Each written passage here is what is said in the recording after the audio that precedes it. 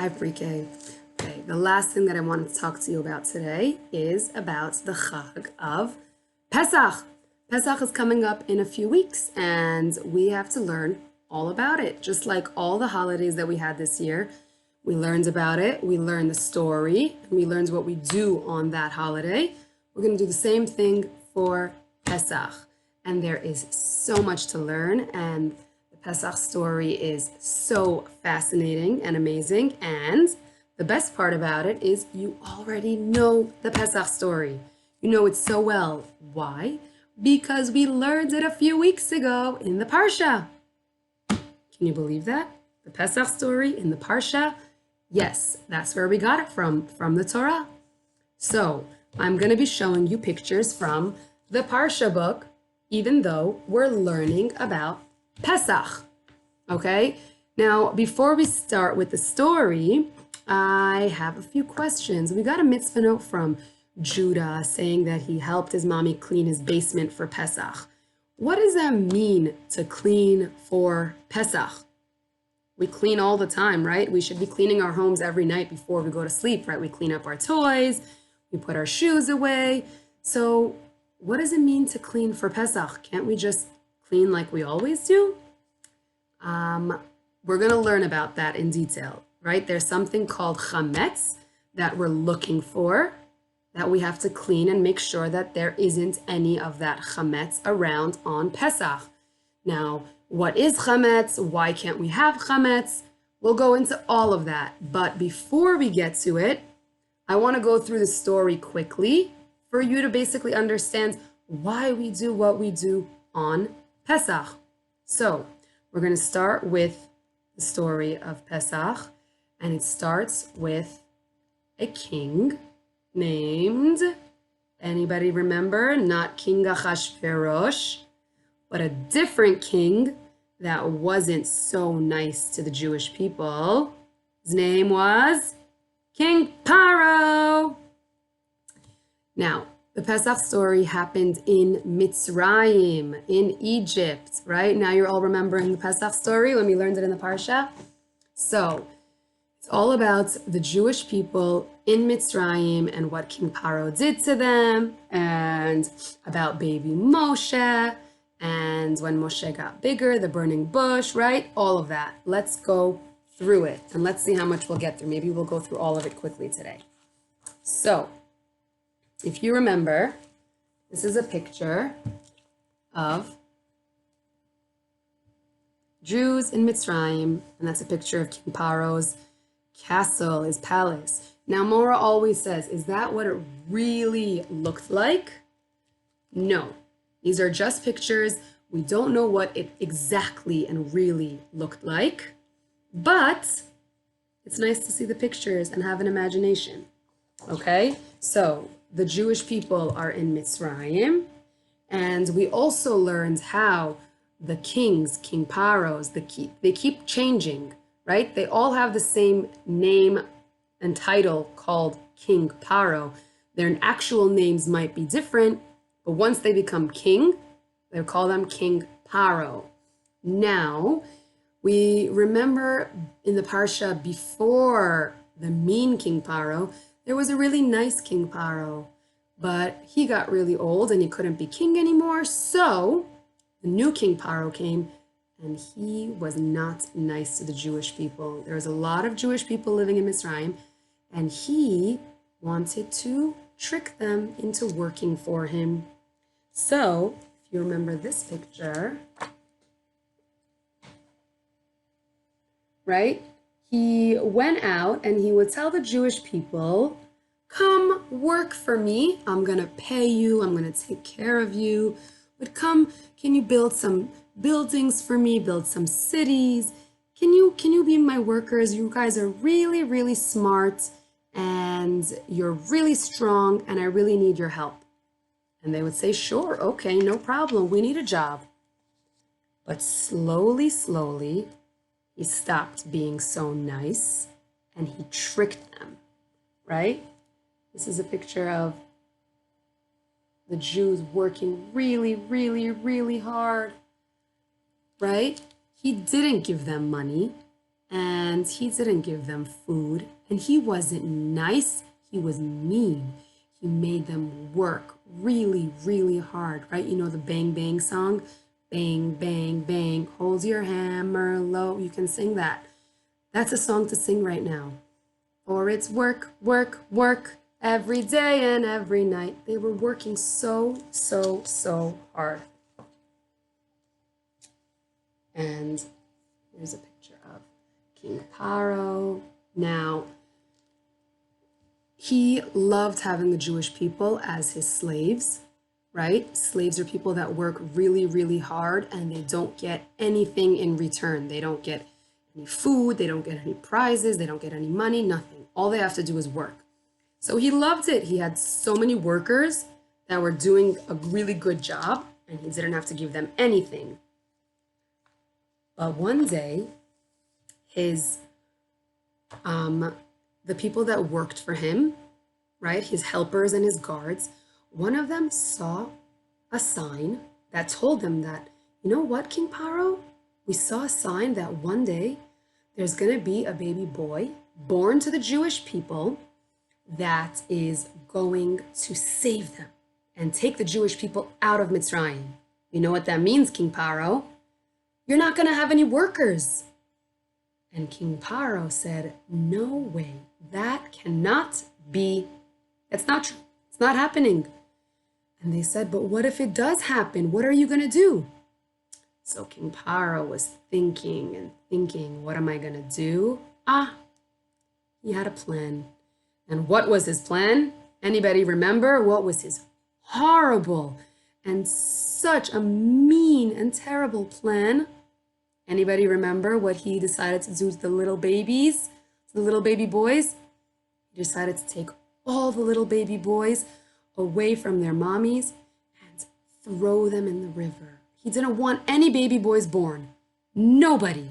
We're not going to let any baby boys be born. I think that's one of the worst things somebody can do. He was so cruel. Now, all the Jewish people were so scared. What? You want to take our babies away from us? How can you do that? Now, there was someone by the name of Yocheved, and Yocheved had a daughter named Miriam. And Yocheved was pregnant, and she was very nervous that when she gives birth, the Egyptian guards, the Mitzri guards, were going to come and take her baby. How can they do that? So she luckily had her baby early. So nobody realized when she had her baby. And she had a baby boy, right? We know about this baby boy. We know the song, Baby Moshe, right? So she had a baby boy, and she decided to make a plan to trick the Egyptians into thinking that I didn't have a baby. What are you talking about? So she told her daughter Miriam, let's get a basket and we're going to cover the outside of the basket. So we're going to put it in the water. So we're going to have to cover it with tar to make sure that no water goes in. We're going to make the inside nice and comfortable and cozy. And we're going to put our baby inside this basket and put him in the river right next to our house. And just watch him to make sure that nothing happens. So in case the guards come to our house to say, where's your baby? We're going to say, we don't have our baby. We didn't have one. So they wanted to hide baby Moshe. So if anybody comes and asks them questions, they'll say, come look at my home. I don't have a baby. So Miriam was standing by the river and she was watching baby Moshe. That's baby Moshe in the river. And there's Miriam right there. Can you see? She's hiding behind the weeds. She's watching her little baby. And who is that? Who is this? Anybody remember her name? Anybody remember? Batya. Batya was King Paro's daughter. And she was relaxing by the water one day. It was really, really hot in Mitzrayim. It was the middle of the desert. So when they were super hot, they would go by the river to cool off, right? Just like in the summertime, we go to the pool or the beach.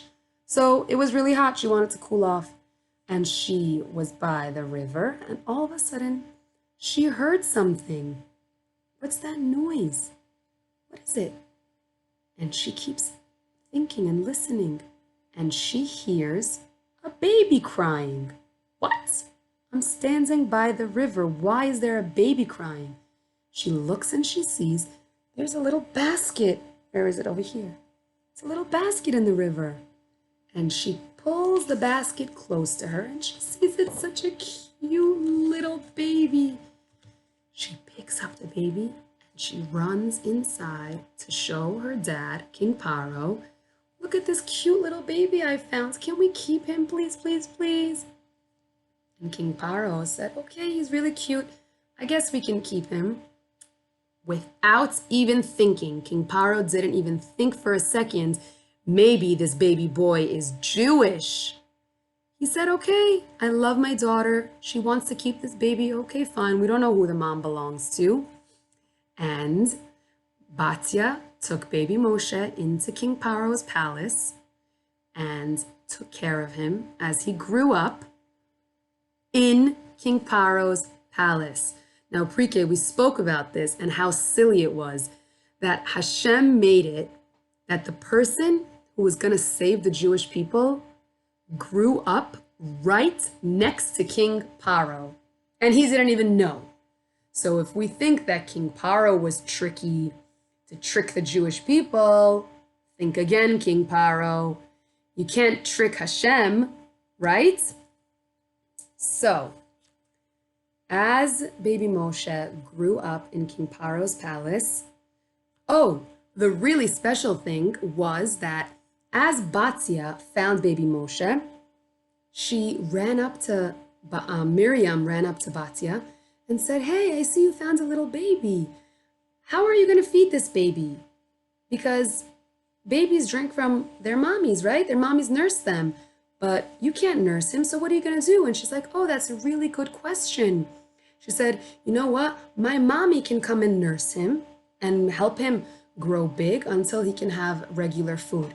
And she's like, oh, that's a great idea. So baby Moshe's real mom would come to get to see him every single day at the king's palace. That was really awesome, right? This is all Hashem. Hashem is doing all of this. He's making sure that everything happens the right way. Okay, Pre-K, you're getting a little bit tired. Should I continue? Should I stop? What should I do? I'm going to go a little bit longer and then we're going to continue next time. Okay, so as Moshe got older, he would go out during the day and he didn't know that he was Jewish. So he would walk by the Jewish people and he would feel so sad for them that they're working so hard. But he would go and he would take care of the sheep in the fields. Okay, so this is Moshe taking care of the sheep in the fields. He would take them to drink a little bit and walk around, and then he would take them back. So one day, as he was walking through the fields, he saw a bush on fire. What? He was thinking, I come here every day. I never saw this bush on fire. How can it be on fire? Okay, here he sees the burning bush. Again, we don't know what it looked like. This is just a pretend picture. And he's looking at the burning bush. And all of a sudden, he hears somebody talking to him, somebody calling his name. And he's getting all confused. What is going on? And someone tells him, Moshe, take off your shoes. You're standing somewhere so holy. You can't have your dirty shoes on over here. Takes off his shoes and he's so scared. What is going on? Until he realizes Hashem is talking to him through the bush. And Hashem tells him, Moshe, you are Jewish. And guess what? You are going to be saving the Jewish people from Paro. I'm going to help you and we're going to get the Jewish people out of Mitzrayim. How do you think Moshe was feeling? Do you think Moshe was thinking, oh yeah, I'm getting the Jews out of Mitzrayim. Hashem picked me. I'm the best. I'm the coolest. You think he started to boast about himself and think that he was the greatest and that's why Hashem picked him? Moshe got nervous and he started thinking, me? Moshe was so humble. The word that we use to describe him is humble. He was saying, you picked me? Of all the people that you can pick? Me? I can't do that. I'm not special enough. You can go pick someone smarter than me, and you can go pick someone more special than me, and someone stronger than me. I can't do it. He was humble. He didn't boast about himself or show off and say, yeah, you know what, Hashem, I really am the greatest. I know why you picked me. He didn't do that. He was humble, just like Har Sinai didn't show off, or Queen Esther was so humble she didn't show off, right? Hashem loves whenever we're humble. We feel good about ourselves, but we don't think that we're better than anybody else. Hashem said, yes, Moshe, you are going to take the Jewish people out of Mitzrayim. I chose you. You are very special, and you can do it.